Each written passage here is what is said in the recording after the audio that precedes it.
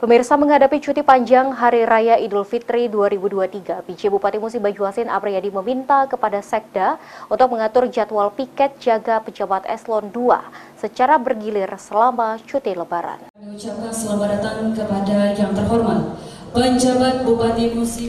Untuk menjaga kualitas pelayanan prima kepada masyarakat selama cuti Hari Raya Idul Fitri 1444 Hijriah, PJ Bupati Musi Banyuasin meminta kepada PJ Sekda Muba segera mengatur jadwal cuti bagi ASN agar ada jadwal piket terutama di pelayanan publik.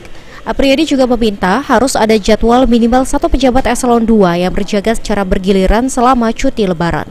Selain ASN, Apriyadi juga meminta agar anggota Pol PP piket secara bergantian, menjaga sejumlah aset dan kantor, sehingga pelayanan kepada masyarakat dapat terus terjaga dan maksimal. Terkait dengan kebijakan pertama, cuti. Saya tadi udah ngomong, karena cuti ini panjang, maka saya minta Pak Sekda atur. Harus ada petugas piket.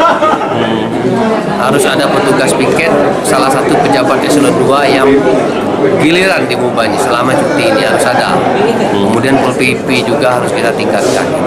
Nah, terkait penggunaan kendaraan dinas, saya rasa kalau di dalam Provinsi Sumatera Selatan boleh-boleh saja. Boleh saja, Pak, ya. Tapi digunakan untuk kepentingan silaturahmi, jangan digunakan untuk kepentingan lain-lain.